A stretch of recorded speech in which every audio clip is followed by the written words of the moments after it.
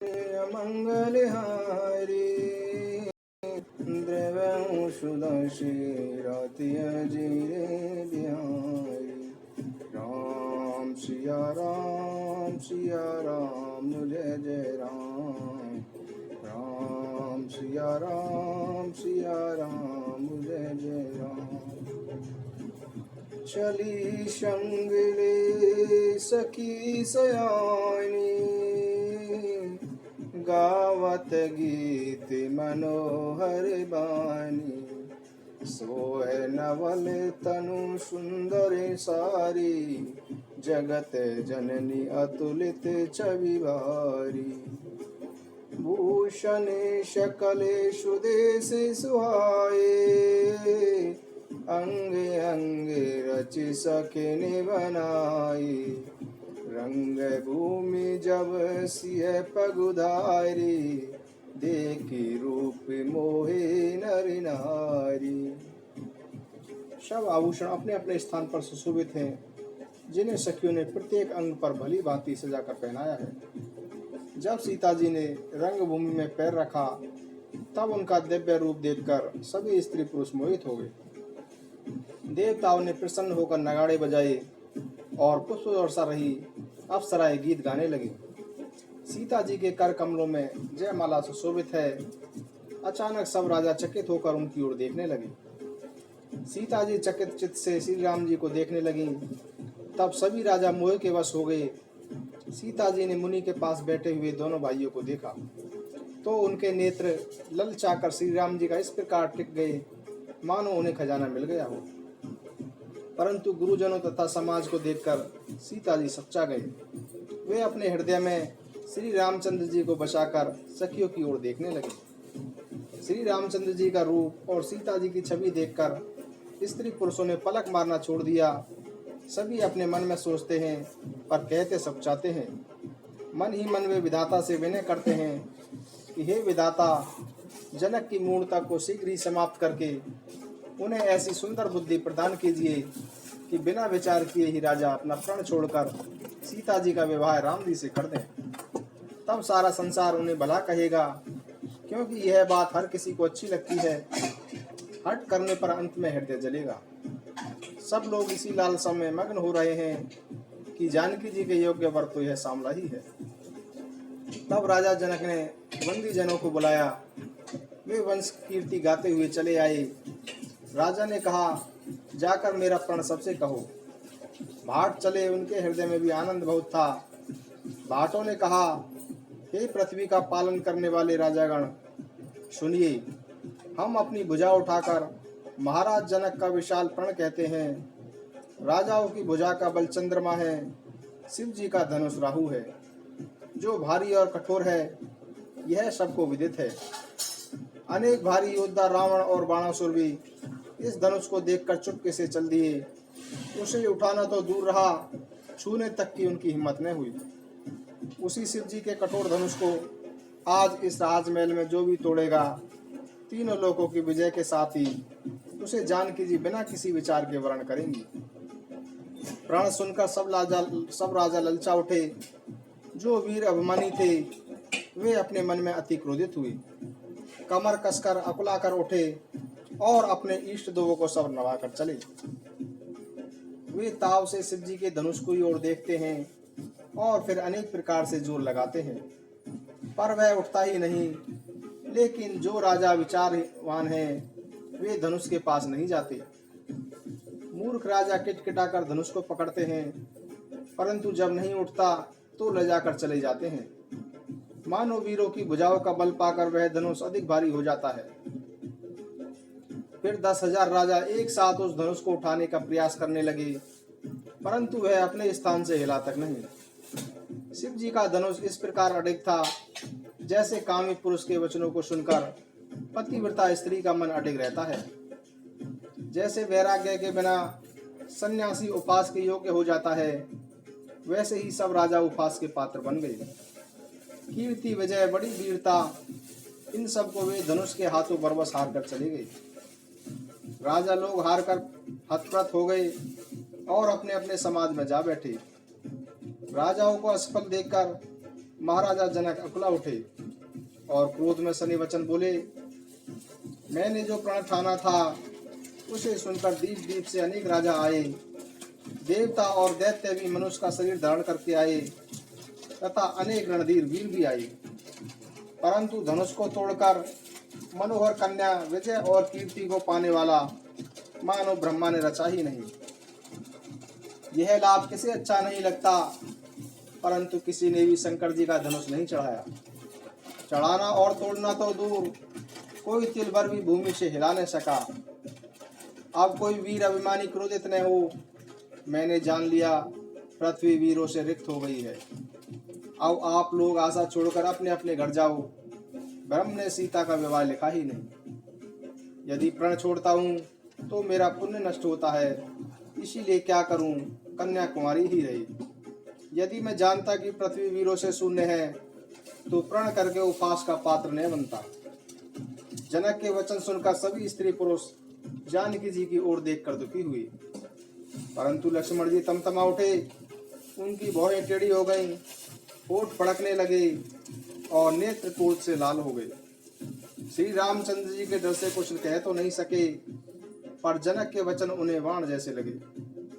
जब न रह सके तो श्री रामचंद्र जी के चरण कमलों में सिर नवाकर वे बोले, रघुवंशियों में कोई भी जहाँ जाता है, रघुवंशियों में कोई भी जहाँ होता है, वहाँ ऐसा वचन कोई नहीं कहता जैसे अनशुत वचन रघुकुल शिरोमणि श्री राम जी की उपस्थिति जानते हुए भी जनक जी ने कहे हैं। ये सूर्य कुल रूपी कमल के सूर्य, मैं अभिमान करके नहीं कहता हूँ, यदि आपकी आज्ञा पाऊं तो मैं ब्रह्मांड को गेंद की भांति उठा लूं और कच्चे घड़े की भांति फोड़ डालूं। मैं सुमेरु पर्वत को भी मूली की तरह तोड़ सकता हूँ। हे भगवान, आपके प्रताप से यह पुराना धनुष तो क्या चीज है। हे नाथ, ऐसा जानकर आज्ञा हो तो कुछ खेल करूं। उसे देखिए, धनुष को कमल की डंडी की तरह चढ़ाकर उसे 100 योजन तक दौड़ा के लिए चला जाऊं। हे नाथ, आपके प्रताप से धनुष को बरसाती छत्ते की भांति तोड़ दूं। यदि ऐसा न करूं तो प्रभु के चरणों की शपथ है, मैं धनुष और तरकस को भी कभी हाथ भी न लूंगा। ज्यों ही लक्ष्मण जी ने ऐसे क्रोध भरे वचन बोले, पृथ्वी डगमगा उठी और दिशाएं कांप उठी। सभी लोग और सब राजा डर गए। सीता जी के हृदय में प्रसन्नता हुई और जनक जी सपचा गए। गुरु विश्वामित्र जी, श्री रघुनाथ जी और सब मुनि मन में प्रसन्न होकर बार बार पुलकित होने लगे। तब श्री रामचंद्र जी ने संकेत से लक्ष्मण को मना किया और प्रेम सहित अपने पास बिठा लिया। विश्वामित्र जी शुभ समय जानकर प्रेम भरी वाणी से बोले कि हे राम, उठो, शिव जी का धनुष तोड़ो और जनक का संताप मिटाओ। गुरु के वचन सुनकर श्री राम जी ने उनके चरणों में सिर नवाया। उनके मन में न हर्ष था न विषाद। वे जवान सिंह को भी लजाते हुए सहज स्वभाव से ही उठ खड़े हुए। मंज रूपी इंद्राचल पर रघुनाथ जी रूपी बाल सूर्य के उदय होते ही सब संत रूपी कमल खिल उठे और नेत्र रूपी भौरे हर्षित हो गए। राजाओं की आशा रूपी रात्रि नष्ट हो गई। उनके वचन रूपी तारों का चमकना बंद हो गया। अभिमानी राजा रूपी कुमुद संकुचित हो गए और कपटी राजा रूपी उल्लू छिप गए। मुनि और देवता रूपी चकवे शोक रहित हो गए। वे फूल बरसाकर अपनी सेवा प्रकट कर रहे हैं। तब प्रेम सहित गुरु के चरणों की वंदना करके श्री रामचंद्र जी ने मुनियों से आज्ञा मांगी। समस्त संसार के स्वामी श्री राम जी मत वाले श्रेष्ठ हाथी जैसी सहज चाल से चले। श्री रामचंद्र जी के चलते ही नगर के स्त्री पुरुष सुखी हो गए और उनके शरीर रोमांच से भर उठे। उन्होंने पितरों और देवताओं की वंदना करके अपने पुण्यों का स्मरण किया कि यदि हमारे पुण्यों का कुछ भी प्रभाव हो तो श्री रामचंद्र जी शिव जी के धनुष को कमल की डंडी की भांति तोड़ डालें। श्री रामचंद्र जी को प्रेम के साथ देखकर और सखियों को समीप बुलाकर सीता जी की माता स्नेहवश बिलख कर ये वचन बोली, ये सखी, ये जो हमारे हितैषी कहलाते हैं वे सब तमाशा देखने वाले हैं। कोई भी गुरु विश्वामित्र जी को समझाकर नहीं कहता कि ये राम जी बालक हैं, इनके लिए हट अच्छा नहीं। रावण और बाणासुर भी जिस धनुष को छू तक नहीं सके तथा शेष राजा हार गए। वही धनुष इस राजकुमार के हाथ में दे रहे हैं। हंस के बच्चे भी कहीं मंदराचल पहाड़ उठा सकते हैं। राजा की सारी बुद्धिमानी समाप्त हो गई। हे सखी, विधाता की गति समझ में नहीं आती। तब एक बुद्धिमान श्री राम के महत्व को जानने वाली सखी बोली कि हे रानी, तेजवान को देखने में छोटा होने पर भी छोटा नहीं गिनना चाहिए। कहाँ घड़े से उत्पन्न होने वाले छोटे से मुनि अगस्त और कहाँ अपार समुद्र, किंतु उन्होंने उसे सूख लिया, जिससे उनका यश सारे संसार में छाया हुआ है। सूर्य मंडल भी देखने में छोटा लगता है, पर उसके उदय होते ही तीनों लोगों का अंधकार नष्ट हो जाता है। ब्रह्मा, विष्णु, महेश और शेष देवता एक छोटे से मंत्र से वश में हो जाते हैं। महान मत वाले हाथी को एक छोटा सा अंकुश अपने वश में कर देता है। कामदेव ने फूलों का धनुष बाण लेकर समस्त लोगों को अपने वश में कर रखा है। हे देवी, यह जानकर अपने संदेह को त्याग दीजिए। हे रानी, सुनिए, श्री रामचंद्र जी इस धनुष को अवश्य ही तोड़ देंगे। सखी के वचन सुनकर रानी को श्री राम जी का सामर्थ्य के संबंध में विश्वास हो गया। उनकी उदासी मिट गई और श्री राम जी के प्रति उनका प्रेम बढ़ गया। उस समय श्री रामचंद्र जी को देखकर सीता जी भयभीत होकर हृदय से अनेक देवताओं से मन ही मन विनती कर रही हैं। वे व्याकुल होकर मन ही मन मना रही हैं, हे शंकर, हे पार्वती, आप मुझ पर प्रसन्न होइए। मैंने आपकी जो सेवा की है उसे सफल कीजिए और मुझ पर स्नेह करके धनुष के भारीपन को समाप्त कर दीजिए। हे गणनायक गणेश जी, मैंने इसी दिन के लिए आपकी सेवा की थी। मेरी विनती सुनकर धनुष का भारीपन कम कर दीजिए। श्री रघुनाथ जी की ओर देखकर सीता जी धैर्य धरकर सभी देवताओं की वंदना कर रही हैं। उनके नेत्रों में प्रेम के आंसू भरे हैं और उनका शरीर रोमांचित हो रहा है। भली प्रकार से श्री राम जी की शोभा देखकर और पिता के प्रण का स्मरण करके सीता जी का मन क्षुब्ध उठा। वे मन ही मन सोचने लगी कि पिताजी ने बड़ा ही कठिन प्रण किया है। वे लाभ हानि कुछ नहीं समझ रहे। मंत्रीगण भी डर रहे हैं, इसलिए कोई उन्हें समझा भी नहीं रहा। बुद्धिवानों की सेवा में यह कितना अनुचित हो रहा है। कहाँ तो वज्र से भी बढ़कर कठोर धनुष और कहाँ ये कोमल शरीर वाले किशोर श्याम सुंदर। हे विधाता, मैं हृदय में किस प्रकार धैर्य धारण करूं। सीरस के फूल के कण से भी कहीं हीरे में छेद किया जाता है। सारी सभा की बुद्धि नष्ट हो गई है। अतः हे शिव जी के धनुष, अब तो मुझे तुम्हारा ही सहारा है। तुम लोगों पर अपनी जड़ता डालकर श्री रघुनाथ जी के सुकुमार शरीर को देखकर हल्के हो जाओ। इस प्रकार सीता जी के मन में बड़ा ही संताप हो रहा है। निमेष का एक अंश भी उन्हें 100 योगों के समान लग रहा है। सीता जी ने पहले प्रभु श्री राम को, फिर पृथ्वी की ओर देखा। उस समय सीता जी के चंचल नेत्र इस प्रकार चमक रहे हैं, मानो चंद्रमंडल रूपी डोल में कामदेव की 2 मछलियां खेल रही हों।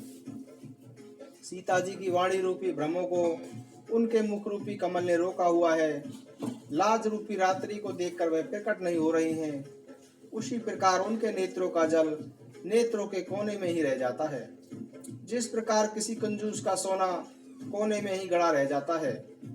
अपनी बढ़ी हुई व्याकुलता को जानकर सीता जी सकचा गईं और धैर्य पूर्वक हृदय में विश्वत हो गईं कि यदि तन मन और वचन से मेरा प्रण सच्चा है तथा श्री रघुनाथ जी के चरण कमलों में मेरा चित्त वास्तव में अनुरक्त है, तो सबके हृदय में निवास करने वाले भगवान मुझे श्री रामचंद्र जी की दासी अवश्य बनाएंगे। जिसका जिस पर जितना स्नेह होता है वह उसे मिलता ही है, इसमें कुछ भी संदेह नहीं है।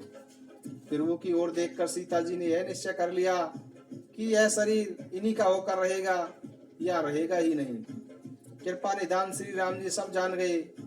उन्होंने सीता जी को देखकर धनुष को ताका, जैसे छोटे से सांप की ओर गरुण जी देखते हैं।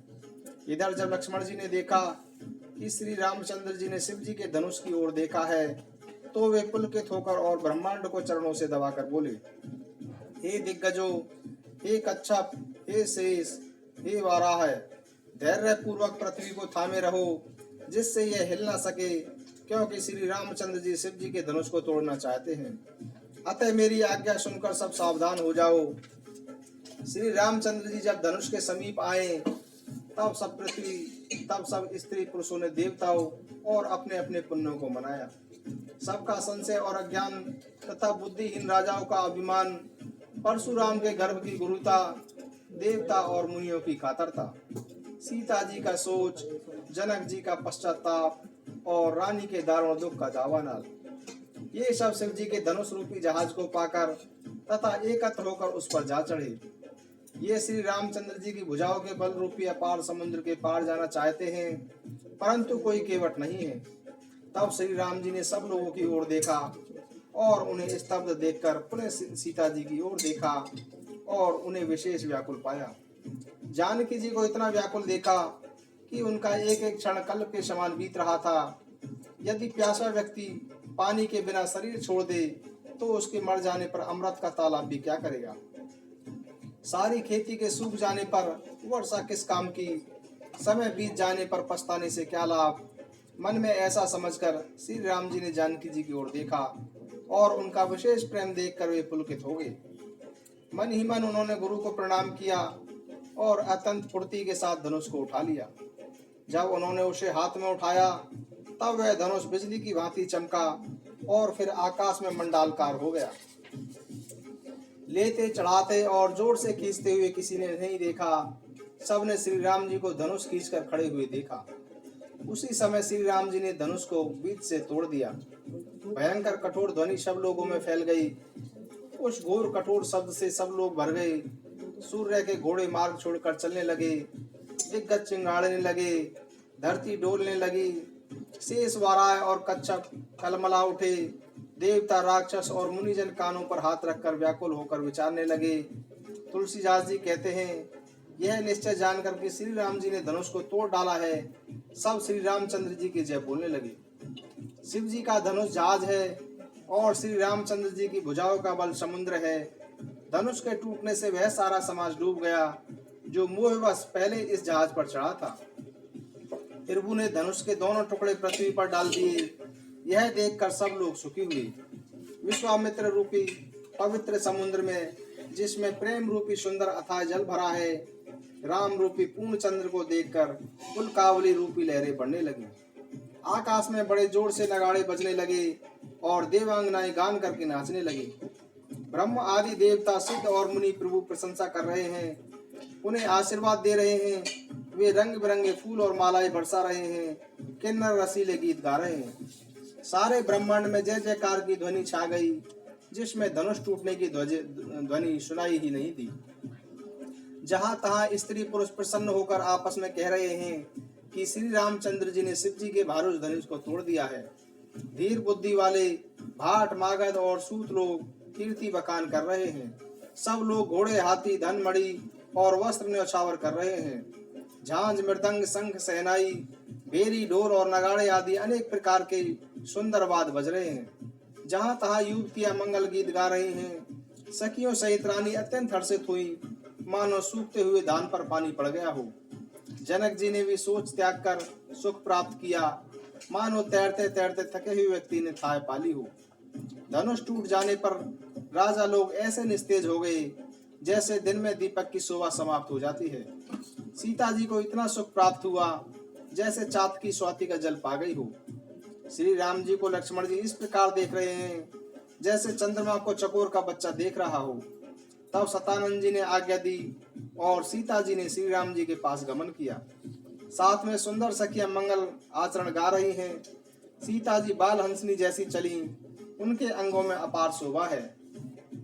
सखियों के बीच में सीता जी इस प्रकार शोभायमान है जैसे अनेक छवियों के बीच में महाछवि हो। कर कमल में सुंदर जयमाला है जिसमें विश्व विजय की शोभा छाई हुई है। सीता जी के शरीर में संकोच है पर मन में परम उत्साह है। उनका यह गुप्त प्रेम कोई नहीं जानता।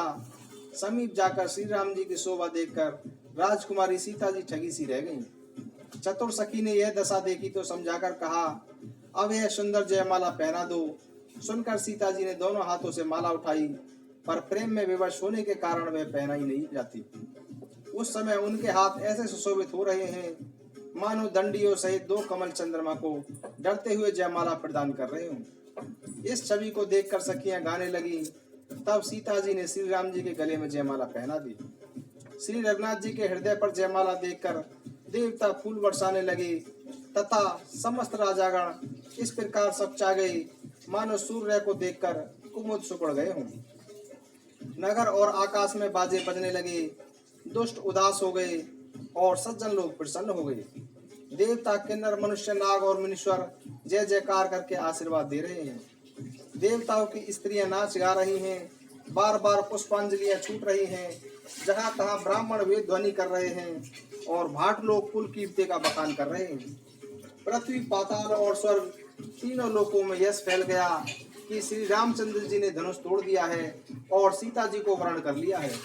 नगर के नर नारी आरती उतार रहे हैं और अपने सामर्थ्य से कहीं अधिक न्यौछावर कर रहे हैं। श्री सीता राम जी की जोड़ी ऐसे शोभायमान हो रही है मानो सुंदरता और श्रृंगार रस एकत्र हो गए हों। सखियां कह रही हैं कि ये सीते, स्वामी के चरण छुओ, किंतु सीता जी अत्यंत भयभीत हुई, उनके चरण नहीं छूती। गौतम जी की स्त्री अहिल्या की गति का स्मरण करके सीता जी श्री राम जी के चरणों को हाथ से स्पर्श नहीं कर रही हैं। सीता जी की अलौकिक प्रीति जानकर रघुकुल मणि श्री रामचंद्र जी मन ही मन हंसे। उस समय सीता जी को देखकर कुछ राजा ललचा उठे। वे दुष्ट, कपूत और मूढ़ राजा मन में बहुत तमतमाते हुए और उठ उठकर कवच पहनकर जहां तहां गाल बजाने लगे। कोई कहते हैं सीता को छीन लो और दोनों राजकुमारों को पकड़कर बांध लो। धनुष तोड़ने से ही चाय पूरी नहीं होगी। हमारे जीते जी राजकुमारी को कौन ब्याह सकता है। यदि जनक को सहायता करें तो युद्ध में दोनों भाइयों सहित उसे भी जीत लो। ये वचन सुनकर बुद्धिमान राजा बोले, इन निर्लज राजाओं को देखकर तो लाज भी नहीं गई। अरे तुम्हारा बल, प्रताप, वीरता, बड़ाई और प्रतिष्ठा तो धनुष के साथ ही चली गई। वही तुम्हारी वीरता थी कि अब कहीं से मिली है। तुम्हारी बुद्धि ऐसी दुष्ट है, तभी तो विधाता ने तुम्हारे मुखों पर कालिक पोत दी। ईर्ष्या, अभिमान और क्रोध को छोड़कर नेत्र भरकर श्री राम जी को देख लो। लक्ष्मण के क्रोध को प्रबल अग्नि जानकर पतंगे मत बनो। जैसे गरुड़ का भाग कौवा चाहे, सिंह का भाग खरगोश चाहे, बिना कारण क्रोध करने वाला अपनी कुशल चाहे, शिव जी से विरोध करने वाला सब प्रकार से संपत्ति चाहे, लोभी लालची सुंदर कीर्ति चाहे, कामी व्यक्ति निष्कलंकता चाहे, तो क्या पा सकता है। जैसे भगवान के चरणों से विमुख व्यक्ति मोक्ष की इच्छा करे, उसी प्रकार सीता के लिए तुम्हारा लालच भी व्यर्थ है। कोलाहल सुनकर सीता जी संकित हो गईं। तब सखियां उन्हें वहां ले गईं जहां सीता जी की माता थीं। श्री रामचंद्र जी मन ही मन सीता जी के प्रेम का वर्णन करते हुए अपनी स्वाभाविक चाल से गुरु जी के पास चले। सीता जी जो रानियों से घिरी हुई हैं, इस सोच में डूबी हुई हैं कि विधाता ने जाने क्या करने वाले हैं। उन दुष्ट राजाओं के वचन सुनकर लक्ष्मण जी भी इधर उधर ताक रहे हैं, किंतु रामचंद्र जी के डर से कुछ बोल नहीं रहे हैं। उनके नेत्र लाल और भौहें टेढ़ी हो गईं। वे क्रोध से राजाओं की ओर देखने लगे, मानो मतवाले हाथियों का झुंड देखकर किशोर सिंह को जोश आ गया हो। खलबली देखकर जनकपुर की स्त्रियां व्याकुल हो गईं और सब मिलकर राजाओं को गालियां देने लगीं। उसी समय शिव धनुष का टूटना सुनकर रघुकुल, सूर्यकुल, परशुराम जी वहां आए। इन्हें देखकर सब राजा सकचा गए, मानो बाज के झपड़ने से बटेर छिप गए हों। गोरे शरीर पर भस्म बड़ी अच्छी लग रही है और विशाल ललाट पर त्रिपुंड विशेष शोभा पा रहा है। सिर पर जटा है, सुंदर मुख क्रोध के कारण कुछ लाल हो गया है, भौहें टेढ़ी हैं और आंख क्रोध से लाल है। सहज ही देखते हैं तो भी ऐसा लगता है मानो क्रोध कर रहे हैं। बैल के समान ऊंचे और पुष्ट कंधे हैं, छाती और भुजाएं विशाल हैं। सुंदर यज्ञोपवीत धारण किए, माला पहने और मृग चर्म लिए हैं। कमर में मुनियों के वस्त्र और 2 तरकस बांधे हैं। हाथ में धनुष बाण और सुंदर कंधे पर परसा धारण किए हैं। शांत वेश हैं, परंतु करनी बहुत कठोर है। इनके स्वरूप का वर्णन नहीं किया जा सकता, मानो वीर ऋषि मुनि का रूप शरीर धारण करके राजाओं के मध्य आ गए हों। परशुराम जी का भयानक वेश देखकर सब राजा भय से व्याकुल होकर खड़े हो गए और पिता सहित अपना नाम बताकर सब दंडवत प्रणाम करने लगे। परशुराम जी सहज भाव से जिसकी ओर देख लेते हैं, वह समझता है मानो उसकी आयु पूरी हो गई। फिर जनक जी ने आकर उन्हें सिर नवाया और सीता जी को बुलाकर प्रणाम कराया। परशुराम जी ने सीता जी को आशीर्वाद दिया। सखियां हर्षित हुईं और सीता जी को अपने साथ ले गईं। फिर विश्वामित्र जी आकर मिले और उन्होंने दोनों भाइयों को उनके चरणों पर गिराया। विश्वामित्र जी बोले, ये राम और लक्ष्मण राजा दशरथ के पुत्र हैं। उनकी सुंदर जोड़ी देखकर परशुराम जी ने उन्हें आशीर्वाद दिया। कामदेव के भी मद को नष्ट करने वाले श्री रामचंद्र जी के अपार रूप को देखकर परशुराम जी के नेत्र स्तंभित हो गए। फिर सब देखकर जानते हुए भी अनजान की भांति जनक जी से पूछते हैं कि कहो, यह इतनी भीड़ कैसे है? उनके शरीर में क्रोध व्याप गया, जिस कारण सब राजा आए थे। राजा जनक ने समाचार बता दिया। जनक के वचन सुनकर परशुराम जी ने घूमकर दूसरी ओर देखा तो धनुष के टूटने पृथ्वी पर पड़े हुए दिखाई दिए। धनुष के टुकड़े पृथ्वी पर पड़े हुए दिखाई दिए। तब अत्यंत क्रोध में भरकर वे कठोर वचन बोले, अरे मूर्ख जनक, बता ये धनुष किसने तोड़ा है? उसे शीघ्र दिखा दे, नहीं तो आज जहाँ तक तेरा राज्य है मैं वहाँ तक ही पृथ्वी को उलट दूंगा। राजा जनक भयभीत हो उठे, उनके मुंह से आवाज नहीं निकली। यह देखकर कुटिल राजा मन ही मन मुस्कुराने लगे तथा देवता, मुनि, नाग और नगर के सभी स्त्री पुरुष भयभीत होकर सोच में डूब गए।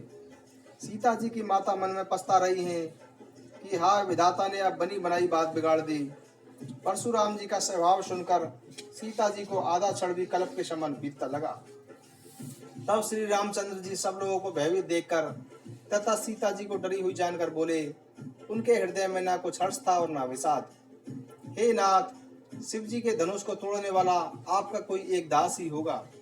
क्या आज्ञा है, मुझसे क्यों नहीं कहते? यह सुनकर क्रोधित मुनि बोले, सेवक वह है जो सेवा का काम करे, शत्रु का काम करके तो लड़ाई ही करनी चाहिए। हे राम, सुनो, जिसने शिव जी के धनुष को तोड़ा है वह सहस्त्र बाहु के समान मेरा शत्रु है। वह इस समाज को छोड़कर अलग हो जाए, नहीं तो सभी राजा मारे जाएंगे। मुनि के वचन सुनकर लक्ष्मण जी मुस्कुराए और परशुराम जी का अपमान करते हुए बोले, बहु धनु ही तोरी लड़काई, कबहु न असुर से कीनी गोसाई। यही धनु पर ममता कही हेतु, सुनी रिसाई के भृग कुल के तू। लक्ष्मण जी कहते हैं कि हे गोसाई, लड़कपन में हमने अनेक छोटे छोटे धनुष तोड़ डाले, किंतु आपने कभी ऐसा क्रोध नहीं किया। इस धनुष पर इतनी ममता किस लिए है? यह सुनकर परशुराम जी कुपित होकर बोले, अरे राजपुत्र, काल के वश होने से तुझे बोलते हुए भी कुछ होश नहीं है। सारे संसार में विख्यात शिव जी का यह धनुष क्या किसी छोटे से धनुष के समान है? लक्ष्मण जी हंसे और बोले, हे देव सुनिए, हमारे विचार से तो सभी धनुष एक समान ही हैं। पुराने धनुष के टूटने में हानि क्या, लाभ क्या? श्री रामचंद्र जी ने तो इस नए से के धोखे में ही देखा था। फिर यह तो छूते ही टूट गया, इसमें रघुनाथ जी का भी दोष नहीं है। मुनि, आप बिना कारण किस लिए क्रोध करते हैं?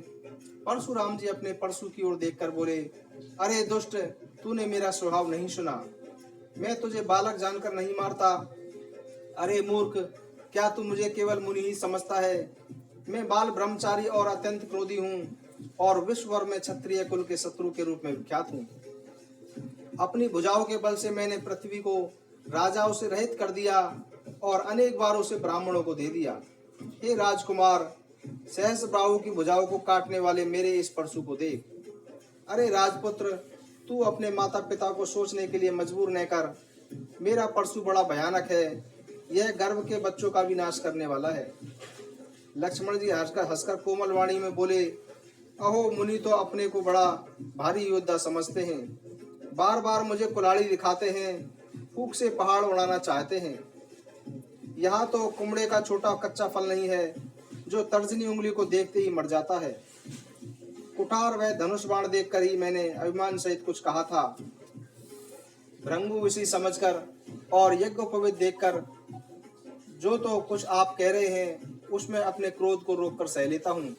देवता, ब्राह्मण, भगवान के भक्त और गौ, इन पर हमारे कुल में वीरता नहीं दिखाई जाती, क्योंकि इन्हें मारने से पाप लगता है और इनसे हार जाने पर अपकीर्ति होती है। इसीलिए आप मारें तो भी आपके पैर ही पड़ना चाहिए। आपका एक एक वचन ही करोड़ों वज्रों के समान है। धनुष बाण और कुठार तो आप व्यर्थ ही धारण करते हैं। आपके इन धनुष बाण और कुठार को देखकर मैंने कुछ अनुचित कहा हो तो हे धीर महामुनि उसे क्षमा कीजिए। यह सुनकर भृंगुश्रमणि परशुराम जी क्रोधित होकर गंभीर वाणी में बोले, हे विश्वामित्र सुनो, यह बालक बड़ा कुबुद्धि और कुटिल है। काल के वश होकर यह अपने कुल का घातक बन रहा है। यह सूर्य वंश रूपी पूर्ण चंद्र का कलंक है। यह नितांत उद्दंड मूर्ख और निडर है। अभी क्षण भर में यह काल का ग्रास बन जाएगा। मैं पुकार कर यह कहता हूँ, फिर मुझे दोष नहीं लगेगा। यदि तुम इसे बचाना चाहते हो तो हमारा प्रताप बल और क्रोध बताकर इसे मना कर दो। लक्ष्मण जी बोले कि हे मुनि, आपका यश आपके रहते दूसरा कौन वर्णन कर सकता है। आपने अपने ही मुंह से अपनी करनी अनेक बार अनेक प्रकार से वर्णन की है। इतने पर भी संदेश न हुआ हो तो फिर कह डालिए। क्रोध रोककर असह्य दुख मत सहन कीजिए। आप वीरता का व्रत धारण करने वाले धैर्यवान क्रोध रहित हैं, इसीलिए गाली देना आपको शोभा नहीं देता। सूरवीर तो युद्ध में सूरवीरता का कार्य करते हैं, कहकर अपना परिचय नहीं देते।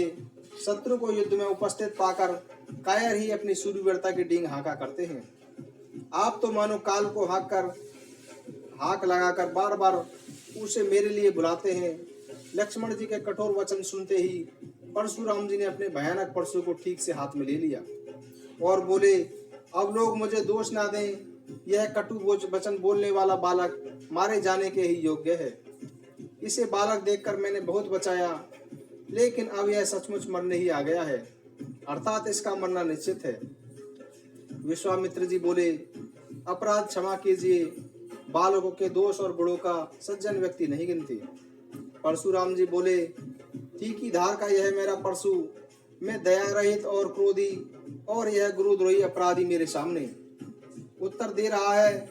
इतने पर भी बिना इसे मारे छोड़ रहा हूँ।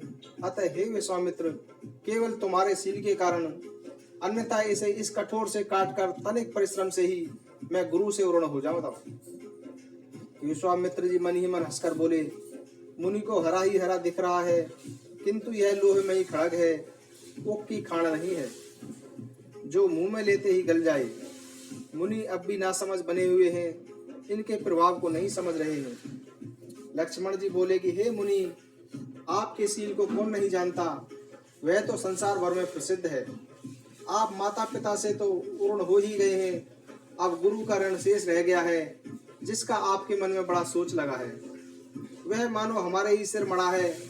बहुत दिन बीत गए, इससे ब्याज भी बहुत बढ़ गया होगा। अब किसी हिसाब करने वाले को बुला लाइए तो मैं तुरंत थैली खोल कर दे दूं। लक्ष्मण जी के तीखे वचन सुनकर परशुराम जी ने परशु संभाला। सारी सभा हाय हाय करके पुकार उठी। लक्ष्मण जी बोले कि हे मुनि, आप मुझे परशु दिखा रहे हैं, पर राजाओं के शत्रु ब्राह्मण समझकर मैं आपको छोड़ रहा हूँ। आपको कभी रणधीर बलवान वीर नहीं मिले। हे ब्राह्मण देवता, आप घर में ही बड़े हैं। यह सुनकर अनुचित है कहकर सब लोग पुकार उठे। तब श्री रघुनाथ जी ने संकेत से लक्ष्मण जी को रोक दिया। लक्ष्मण जी के उत्तर से जो आहुति के समान थे, परशुराम जी की क्रोध रूपी अग्नि को बढ़ते देखकर श्री रामचंद्र जी जल के समान शांत करने वाले वचन बोले, नात करऊं बालक पर चो, सूद दूध मुख करैने को, जो पे प्रभु प्रभाव कछु जाना, तो की बराबर करत आयाना। हे नाथ, बालक पर कृपा कीजिए। इस सीधे और दूध मुहे बच्चे पर क्रोध न कीजिए। यदि यह आपका प्रभाव जानता तो क्या यह आपकी बराबरी करता। यदि बालक को चपलता भी करते हैं तो गुरु पिता और माता मन में आनंद से भर जाते हैं। अतः इसे छोटा बच्चा और सेवक जानकर कृपा कीजिए। आप तो समदर्शी, सुशील, धीर और ज्ञानी मुनि हैं। श्री रामचंद्र जी के वचन सुनकर परशुराम जी कुछ ठंडे पड़े। इतने में लक्ष्मण जी कुछ बोलकर फिर मुस्कुरा दिए। उनको हंसते देख परशुराम जी के सारे शरीर में फिर क्रोध छा गया। उन्होंने कहा कि हे राम, तेरा भाई बड़ा पापी है। यह शरीर से गोरा पर हृदय का काला है। यह विषमुख है, दूध मुहा नहीं है। यह स्वभाव से ही टेढ़ा है। यह तेरा अनुसरण नहीं करता।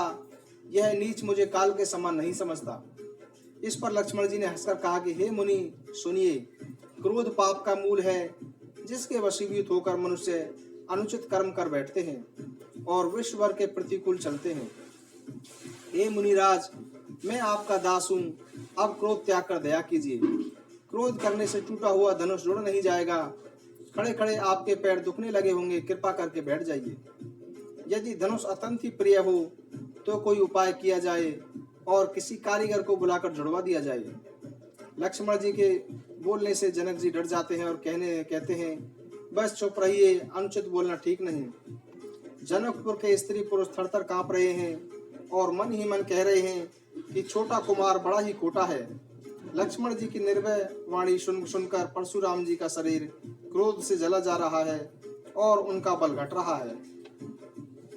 तब श्री रामचंद्र जी पर एहसान जताकर परशुराम जी बोले, तेरा छोटा भाई समझकर मैं इसे बचा रहा हूँ। यह मन का मैला और शरीर का ऐसा सुंदर है जैसे विष के रस से भरा सोने का घड़ा। यह सुनकर लक्ष्मण जी फिर हंसे। तब श्री रामचंद्र जी ने तृतीय दृष्टि से उनकी ओर देखा, जिससे लक्ष्मण जी सकचाकर विपरीत बोलना छोड़कर गुरु जी के पास चले गए। श्री रामचंद्र जी दोनों हाथ जोड़कर अत्यंत विनय पूर्वक के साथ कोमल और शीतल वाणी में बोले कि हे नाथ सुनिए, आप तो स्वभाव से ही सुजान हैं, आप बालक के वचन पर कान मत कीजिए।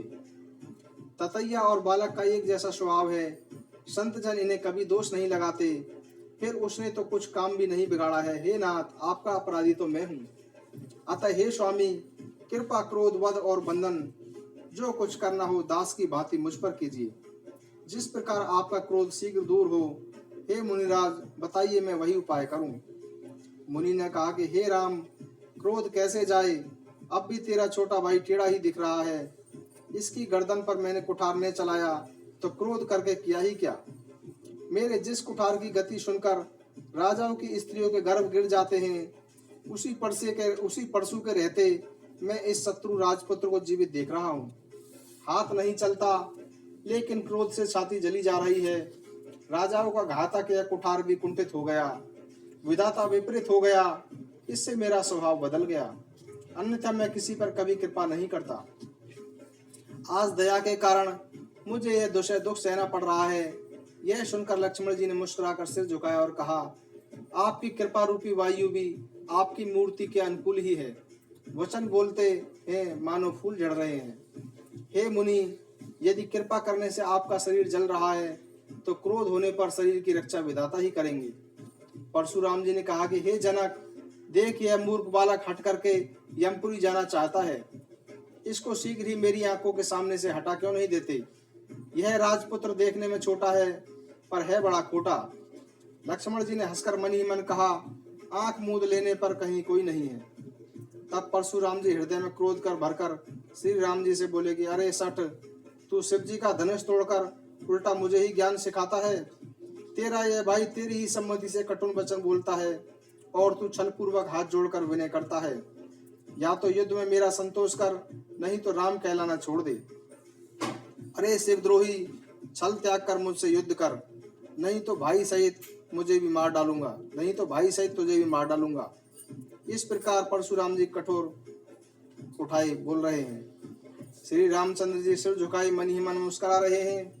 श्री रामचंद्र जी ने मन ही मन कहा, दोष तो लक्ष्मण का है और क्रोध मुझ पर करते हैं। कहीं कहीं सीधेपन में भी बड़ा दोष होता है। टेढ़ा जानकर हर व्यक्ति किसी की वंदना करके लग जाता है। टेढ़े चंद्रमा को राहु भी नहीं ग्रसता। श्री रामचंद्र जी बोले, हे मुनीश्वर, क्रोध छोड़िए। आपके हाथ में कुठार है और मेरा यह सर आपके आगे है। जिस प्रकार आपका क्रोध जाए आप वही कीजिए और मुझे अपना दास समझ लीजिए। स्वामी और सेवक में युद्ध कैसा। हे ब्राह्मण श्रेष्ठ, क्रोध का त्याग कीजिए। आपका वेश देखकर ही इस बालक ने कुछ कह दिया था, वास्तव में उसका कोई भी दोष नहीं है। आपको कुठार बाण और धनुष धारण किए देखकर और वीर समझकर बालक को क्रोध आ गया। वह आपका नाम तो जानता था पर उसने आपको पहचाना नहीं। अपने वंश के स्वभाव के अनुसार ही उसने उत्तर दिया है। यदि आप मुनि की तरह आते तो हे स्वामी, वह आपके चरणों की धूलि सिर पर रखता। अनजाने की भूल को क्षमा कर दीजिए। ब्राह्मणों के हृदय में तो अत्यधिक दया होनी चाहिए। हे नाथ, हमारी और आपकी बराबरी कैसे? कहिए न कहाँ चरण और कहाँ मस्तक, कहाँ मेरा राम मात्र छोटा सा नाम और कहाँ आपका परशु सहित बड़ा नाम। हे देव, हमारा तो एक ही गुण धनुष है और आपके परम पवित्र सम दम तप सोच क्षमा सरलता ज्ञान विज्ञान और आस्तिकता, ये 9 गुण हैं। हम तो हर प्रकार से आपसे हारे हुए हैं। हे विप्र, हमारे अपराधों को क्षमा कीजिए। श्री रामचंद्र जी ने परशुराम जी को बार बार मुनि और विप्रवर कहा। तब परशुराम जी कुपित होकर बोले, तू भी अपने भाई के समान ही टेढ़ा है। तू मुझे निरा ब्राह्मण ही समझता है। मैं जैसा विप्र हूँ तुझे सुनाता हूँ। धनुष को, शूरवा बाण को आहुति और मेरे क्रोध को अत्यंत भयंकर अग्नि के समान जान। चतुरंगणी सेना सुंदर समुदाय हैं, बड़े बड़े राजा उसमें आकर बलि के पशु बने हैं, जिनको मैंने इसी परशु से काटकर बलि चढ़ा दिया है। ऐसे करोड़ों जप युक्त रणयुग मैंने किए हैं, अर्थात मंत्रोच्चारण करके पुकार पुकार कर राजाओं की बलि दी है। मेरा प्रभाव तुझे मालूम नहीं है, इसीलिए तू ब्राह्मण के धोखे से मेरा निरादर कर रहा है।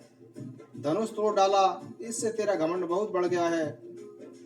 ऐसा अहंकार है मानो तू संसार को जीत कर खड़ा है। श्री रामचंद्र जी ने कहा कि हे मुनि, विचार कर बोलिए। आपका क्रोध बहुत बड़ा है और मेरी भूल बहुत छोटी है। धनुष पुराना था, छूते ही टूट गया, मैं किस लिए अभिमान करूं? हे भृगुनाथ, यदि हम सचमुच ब्राह्मण कहकर आपका निरादर करते हैं तो सत्य जानिए, संसार में ऐसा कौन योद्धा है जिसके कारण डर से हम सिर झुकाएं। देवता, दैत्य, राजा और अन्य अनेक योद्धा बल में हमारे बराबर हों, चाहे अधिक बलवान हों। यदि रण में हमें कोई भी ललकारे तो हम उससे सुखपूर्वक लड़ेंगे, चाहे काल ही क्यों न हो। क्षत्रिय का शरीर धरकर जो युद्ध में डर गया, उस नीच ने अपने कुल पर कलंक लगा दिया। मैं स्वभाव से ही कहता हूँ, कुल की प्रशंसा करके नहीं, कि रघुवंशी रण में काल से भी नहीं डरते। ब्राह्मण वंश की ऐसी महिमा है कि जो आपसे डरता है वह सबसे निर्भय हो जाता है। श्री रामचंद्र जी के कोमल और रहस्यपूर्ण वचन सुनकर परशुराम जी की बुद्धि जागृत हो गई। तब परशुराम जी ने कहा कि हे राम, धनुष को हाथ में लीजिए और इसे खींचिए, जिससे मेरा संदेह मिट जाए। जब परशुराम जी धनुष देने लगे तब वह स्वयं ही राम जी के पास चला गया। तब परशुराम जी के मन में बड़ा आश्चर्य हुआ। तब उन्होंने श्री राम जी का प्रभाव जाना तो उनका शरीर पुलकित और प्रफुल्लित हो गया। वे हाथ जोड़कर बोले, तब प्रेम अपने हृदय में समाता नहीं था। हे रघुकुल रूपी कमल वन के सूर्य, हे राक्षसों के कुल रूपी घने जंगल को जलाने वाले, आपकी जय हो। हे देवता, ब्राह्मण और गौ का हित करने वाले, आपकी जय हो। हे मद मोह क्रोध और भ्रम के हरने वाले, आपकी जय हो। हे विनयशील कृपा आदि के गुणों के समुद्र और वचनों की रचना में अत्यंत चतुर, आपकी जय हो। हे सेवकों को सुख देने वाले, सर्वांग सुंदर और शरीर में करोड़ों कामदेवों की छवि धारण करने वाले, आपकी जय हो। मैं एक मुख से आपकी क्या प्रशंसा करूं। हे महादेव जी के मन रूपी मानसरोवर के हंस, आपकी जय हो। मैंने अनजाने में आपको अनेक अनुचित वचन कहे। हे क्षमा के मंदिर दोनों भाई, आप मुझे क्षमा कीजिए। हे रघुकुल के पताका स्वरूप श्री रामचंद्र जी, आपकी जय हो, जय हो, जय हो। ऐसा कहकर परशुराम जी तब के लिए वन को चले गए। यह देखकर दुष्ट राजा बिना ही कारण डर गए। वे कायर चुपके से यहाँ तहाँ भाग गए। देवताओं ने नगाड़े बजाए तो प्रभु पर फूलों की वर्षा होने लगी। जनकपुर वासी हर्ष से झूम उठे। एक बड़ा संकट श्री राम जी की कृपा से टल गया था। उनकी अज्ञान से उत्पन्न पीड़ा हट गई। जोर जोर से बाजे बजने लगे। सभी ने मनोहर मंगल साज सजाए। सुंदर मुख और सुंदर नेत्रों वाली तथा कोयल के समान मधुर बोलने वाली स्त्रियां मिलकर सुंदर गायन करने लगी। जनक जी के सुख का वर्णन नहीं किया जा सकता, मानो जन्म के दरिद्री के धन का खजाना पा लिया हो। सीता जी का भय जाता रहा। वे ऐसी सुखी हुई जैसे चंद्रमा के उदय होने से चकोर की कन्या सुखी होती है। जनक जी ने विश्वामित्र जी को प्रणाम किया और कहा, प्रभु आपकी कृपा से श्री रामचंद्र जी ने धनुष तोड़ा है। दोनों भाइयों ने मुझे कृतार्थ कर दिया। हे स्वामी, अब जो उचित हो सो कहिए। मुनि ने कहा कि हे चतुर नरेश, सुनो। यूं तो विवाह धनुष के अधीन था, धनुष के टूटते ही विवाह हो गया। देवता, मनुष्य और नाग सबको यह पता है। तथापि तुम जाकर अपने कुल का जैसा व्यवहार हो तथा ब्राह्मणों, कुल के बूढ़ों और गुरुओं से पूछकर और वेदों में वर्णित जैसा आचार हो वैसा ही करो। अयोध्या को दूत भेजो जो राजा दशरथ को बुला लाएं। तब राजा ने प्रसन्न होकर कहा कि हे कृपालु, बहुत अच्छा, और उसी समय दूतों को बुलाकर भेज दिया। मंगले भवन अमंगल हारे, द्रवो सुदशरथ अजरे बिहारी। राम सिया राम जय जय राम। राम सिया राम जय जय राम। जब ते राम ब्याहे घर आए, नित्य नव मंगल मोद बधाई। राम सिया राम जय जय राम। राम सिया राम जय जय राम। रिद्धि सिद्धि संपत्ति नदी सुहाई, उमगी अवध अम्बोधि कहूँ आई। राम सिया राम जय जय राम। राम सिया राम जय जय राम। जे सकाम नर सुनहि जगावही, सुख संपत्ति नाना विधि पावही।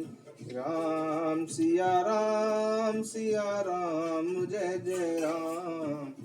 राम सिया राम जय जय राम। रघुकुल रीति सदा चली आई, प्राण जाए पर वचन न जाई। राम सिया राम जय जय राम। राम सिया राम जय जय राम। हरि अनंत हरि कथानंता, कहीं सुनहि बहुविधि सब संता। राम सिया राम जय जय राम। राम सिया राम जय जय राम। करम प्रधाने विस्मृत चिराका, जो जस करहि सो तस फल चाका। राम सिया राम जय जय राम। राम सिया राम जय जय राम। निर्मल मन जन सो मोहि पावा, मोह कपट छल छिद्र निभावा। राम सिया राम जय जय राम। राम सिया राम जय जय राम। कलयुग केवल नाम आधारा, सुमेरे नर उतरहि पारा। राम सिया राम जय जय राम। राम सिया राम जय जय राम।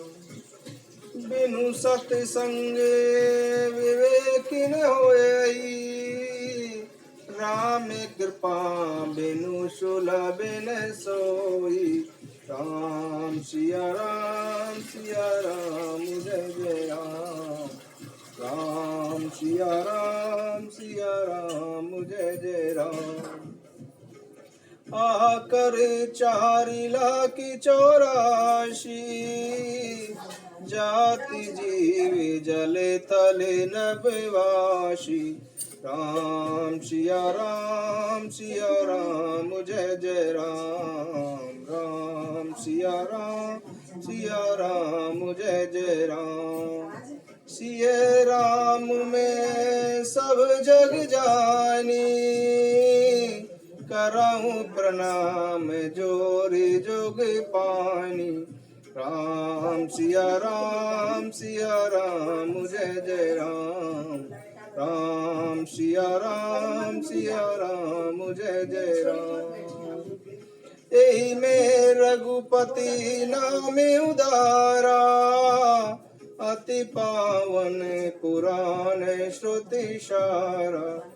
राम सिया राम जय जय राम। राम सिया राम जय जय राम। मंगली भवनी अमंगल हारी, उमा सहित जय जपत पुरारी। राम सिया राम जय जय राम। राम सिया राम जय जय राम। सीताराम चरण रति मोरे, अनुदिन बढ़ऊ अनुग्रह तोरे। राम सिया राम जय जय राम। राम सिया राम जय जय राम। ओम श्री राम रामाय नमः। ओम श्री राम रामाय नमः। ओम श्री राम रामाय नमः। ओम श्री राम रामाय नमः।